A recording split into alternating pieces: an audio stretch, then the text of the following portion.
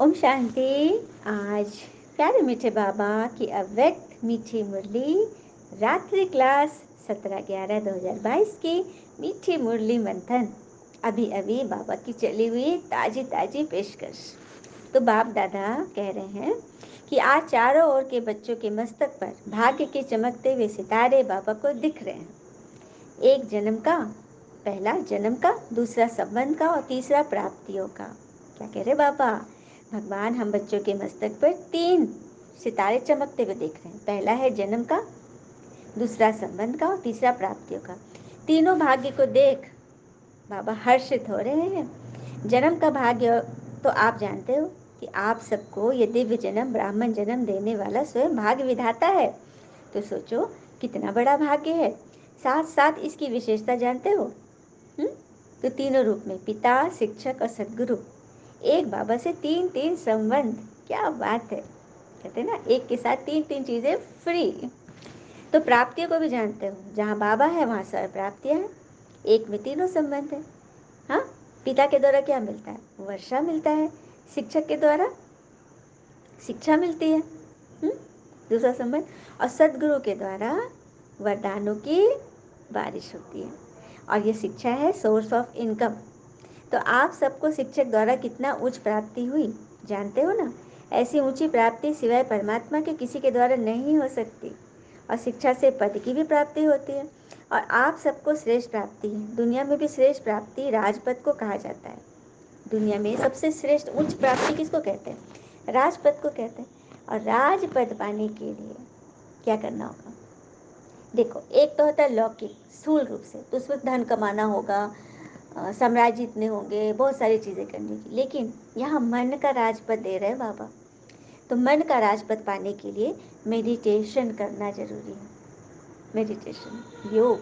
आज तो बच्चों के प्रार्थना सत्र की क्लास में मेडिटेशन, योग को ऐड किया गया है, क्योंकि योग सबसे ज़रूरी है, खास करके बच्चों के लिए। तो हम भी तो बाबा के बच्चे ही हैं ना। हाँ, भले कितनी भी उम्र हो। मुझ आत्मा की आयु है 53 वर्ष, लेकिन मैं हूँ, उल्टा कर दो, 35। तो ये है मेडिटेशन की ताकत। तो इसका क्या महत्व है इसको समझते हैं। जब 100 लोग एक साथ साधना करते हैं तो उत्पन्न लहरें 5 किलोमीटर तक फैलती है। 100 लोगों की जो वाइब्रेशन निकल रहे तरंगे, वो 5 किलोमीटर तक फैलती है और नकारात्मकता को नष्ट करती है, सकारात्मकता निर्माण करती है। आइंस्टाइन जैसे वैज्ञानिक ने भी कहा था कि एक अणु के विघटन से लगत से अणु का विघटन होता है। अणु के विघटन से लगत के अणु का विघटन होता है। इसी से हम अणु विस्फोट करते हैं। अणु के विघटन से लगत के अणु का विघटन होता है। यही सूत्र हमारे ऋषि मुनियों ने भी हजारों वर्ष पहले दिया था। आज पृथ्वी पर केवल 4% लोग ही योग करते हैं, लेकिन बचे 96% लोगों को इसका पॉजिटिव इफेक्ट मिलता है। अगर हम भी लगातार 90 दिनों तक योग करें तो इसका सकारात्मक प्रभाव क्या हमारे पूरे व्यक्तित्व, हमारे परिवार, हमारी समाज, हमारी विश्व में नहीं पड़ेगा, वायुमंडल में? अगर पृथ्वी पर 10% लोग योग करने लगे तो पृथ्वी पर विद्यमान लगभग सभी समस्याओं को नष्ट किया जा सकता है, जबकि अभी सिर्फ 4% लोग कर रहे हैं। 10% करें तो सभी नष्ट हो जाएगा। हाँ, उदाहरण के लिए भारत के एक योगी ने सन 1993 में वैज्ञानिकों के समक्ष यह सिद्ध किया था। हुआ यूं कि उन्होंने वॉशिंगटन डीसी में 4000 अध्यापकों को बुलाकर एक साथ मेडिटेशन करने को कहा और चमत्कारिक परिणाम यह हुआ कि शहर का क्राइम रिपोर्ट 50% तक कम हो गया। वैज्ञानिकों को कारण समझ नहीं आया और उन्होंने इसे महर्षि इफेक्ट नाम दे दिया। देखा, यह ताकत है योग में। ये तो हम बच्चे जानते हैं कि ये सब कुछ योग से हुआ है। अब हमारे भौतिक और आध्यात्मिक यश को कम से कम श्रम करके अधिक से अधिक हम उसको साध सकते हैं। कम से कम मेहनत करके अधिक से अधिक प्राप्ति। यही तो बाबा कह रहे हैं कि सर्व प्राप्तियां हमें भगवान के सिवाय कोई नहीं बता सकता। ये योग की विधि जो परमात्मा सिखाते हैं, क्या वो कोई सिखा सकता है? इससे हम सबसे पहले मन का राजपद पाएंगे, उसके बाद भगवान के दिल तक का राज मिलेगा, पद, और उसके बाद फिर भविष्य राजपद। फिर बाबा पूछ रहे हैं, हम बच्चों से सवाल कर रहे हैं, कभी मनमत परमत की तरफ तो बुद्धि नहीं जाती? चेक किया है? जो समझते हैं कि सदगुरु द्वारा सदा ही श्रीमत श्रेष्ठ मत पर चलने वाले हैं, मनमत परमत पर कभी भी स्वप्न में भी नहीं जाते। वो हाथ उठाए। बाबा ने सबसे पूरी भीड़ में पूछा। तो थोड़े थोड़े बच्चे उठा रहे थे।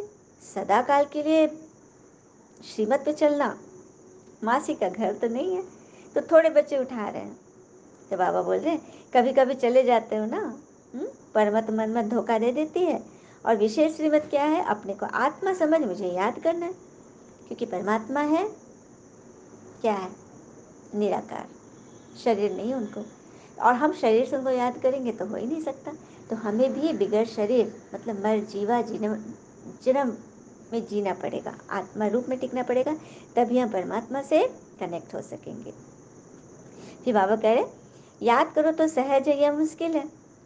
कभी कभी मुश्किल हो जाता है ना, लेकिन बाबा यही चाहते हैं कि सदा ये उमंग उत्साह तीनों संबंधों से, जिन्होंने हाथ नहीं उठाया वो अब से मनमत परमत का त्याग कर सकते हो। बाबा बोल रहे हैं चलो, बहुतों ने हाथ नहीं उठाया उस वक्त जब सदा काल के लिए बाबा कह रहे श्रीमत पे चलते हो, स्वप्न में भी कोई व्यर्थ नहीं आता।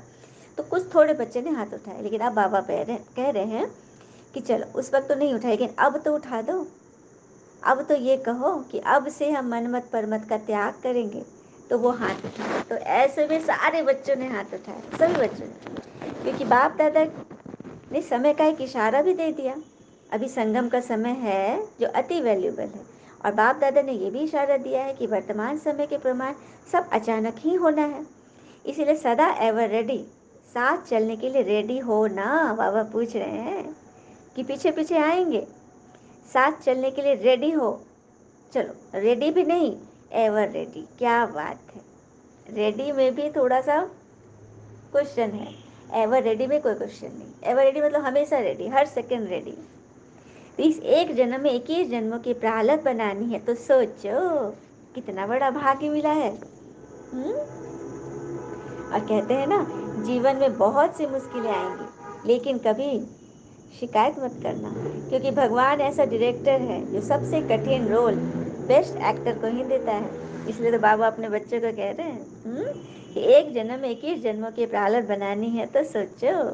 बाबा यही चाहते कि हर एक बच्चा बाबा के साथ साथ चले और राज अधिकारी बने। कोई माता पिता यही चाहते हैं कि मेरा हर बच्चा लायक बने ना। कोई चाहता है कि मेरा ये छोटा बच्चा नालायक बने? कोई नहीं चाहता। तो साथ चलने के लिए बाबा समान संपूर्ण और संपन्न बनना है, तब तो साथ चलेंगे ना।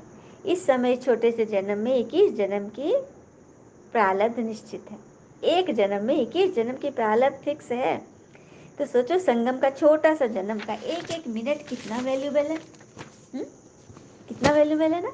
तो हिसाब लगाओ, इस जन्म से 21 जन्म का राजपाट लेना है, तो संगम का एक मिनट भी गंवाना नहीं है। बाबा ने पहले भी सुनाया ना कि 2 बातों पर विशेष अटेंशन दो। अच्छा, वो 2 बातें कौन सी है? बाबा मुस्कुरा रहे, पूछ रहे, याद है ना? पहला है समय और दूसरा है संकल्प। संकल्प व्यर्थ न जाए, एक भी संकल्प व्यर्थ न जाए, और समय व्यर्थ न जाए। तो एक एक सेकंड सफल हो, एक एक सेकंड सफल हो। तो बोलो, इतना टेंशन देते हो? पूछ रहे बाबा। बाबा का तो सभी बच्चों से विशेष प्यार है, तो वे यही चाहते कि एक बच्चा भी साथ से रह न जाए।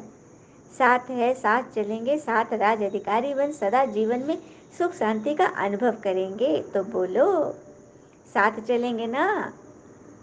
चलेंगे नहीं तो रह जाएंगे यहीं। तो बच्चों ने कहा नहीं बाबा, साथ चलेंगे। फिर बाबा कह रहे देखो, तीनों भाग्य है जो हर एक के मस्तक में चमक रहा है। तो मस्तक पे तीनों भाग्य दिखाई देती है ना? बाबा पूछ रहे हैं। पिता, टीचर, सदगुरु के रूप में तीनों भाग्य का वर्षा दिखाई दे रहा है। संगम युग वरदानी युग है, जो जितना भाग्य बनाना चाहे उतना बना सकते हो। लेकिन बहुत काल का अटेंशन चाहिए, अभ्यास चाहिए। सभी बच्चे अपने अपने पुरुषार्थ में अभी तीव्रता लाओ।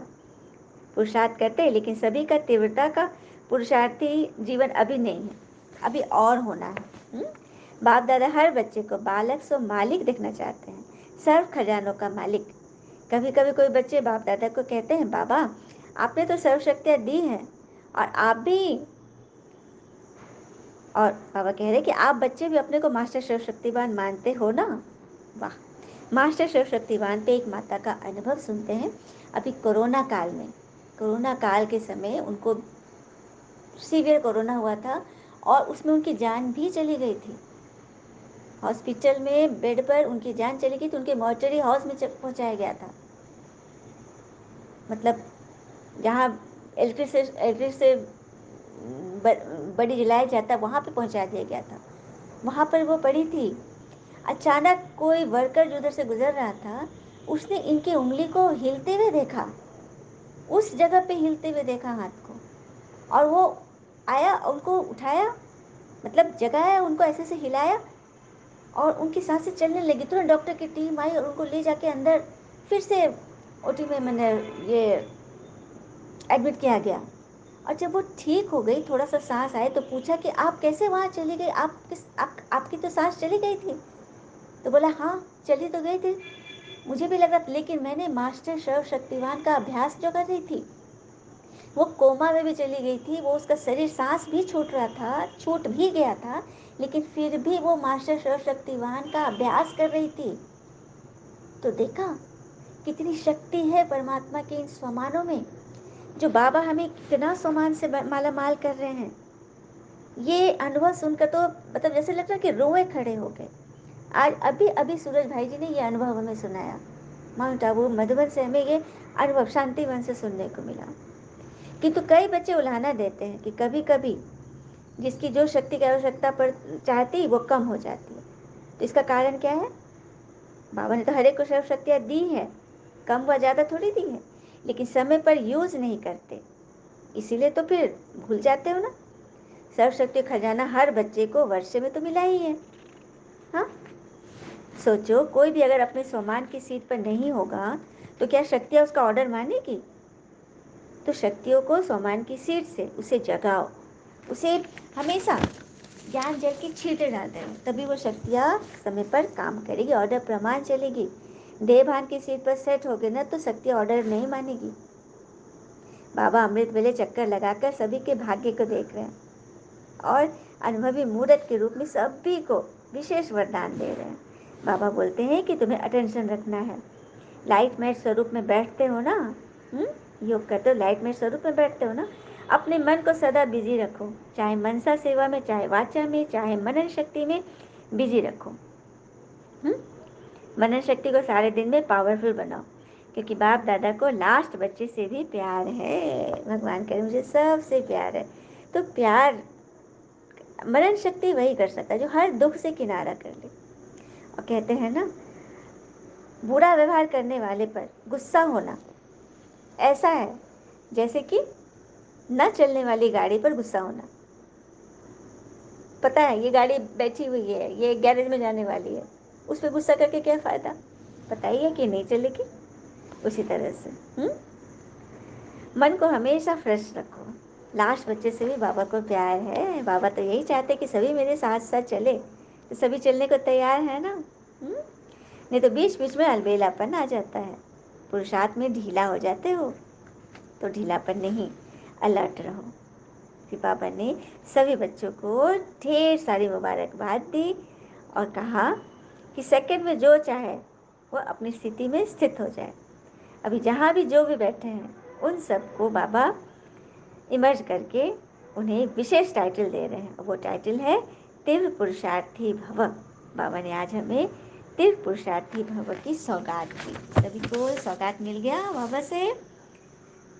कोई पूछे आप कौन हो, बाबा बोल रहे, कोई आपसे पूछेगा कि आप कौन हो तो क्या कहेंगे? हम तो तीव्र पुरुषार्थी हैं, मंजूर है, मंजूर है। तो अब ढीला पुरुषार्थ नहीं, तीव्र पुरुषार्थी बनना है। समय की पुकार भी है तीव्र पुरुषार्थी बनने की। तो सभी बच्चों को बाप दादा ने बहुत बहुत याद प्यार दी और तीव्र पुरुषार्थी की विशेष सौगात दी। तो ऐसे बाप दादा का हम सभी दिल से शुक्रिया करते हैं। शत शत नमन बाबा, जो आप आए और हम पर अपना प्यार लुटाए, हमें हमें ज्ञान अंधकार की नींद से जगाए, हमें हमारे आलस अलबेलेपन को छुड़ाए, हमें विशेष सौगात दिए बाबा। इसके लिए आपका बहुत बहुत शुक्रिया। शुक्रिया मीठे बाबा, वो प्यारे प्यारे बच्चे, सभी का बहुत बहुत शुक्रिया। और एक बात जाते जाते सुन लेते हैं कि दुख सामने वाले के व्यवहार से नहीं, अपनी सोच से है। सोच बदलिए दुख खत्म हो जाएगा। और बाबा की आस को पूरी करेंगे। हम सभी तीर्थ पुरुषार्थी की लिस्ट में अगले सीजन में बाबा को दोनों हाथ ऊपर उठा के दिखाएंगे, जब बाबा बोले कि तुमने सब श्रीमत पर मनमत पे, श्रीमत पे तो चलते हो, मनमत पे तो नहीं, तो सभी के हाथ ऊपर उठने चाहिए। अच्छा, और शांति, all is well always, tata bye bye, good night.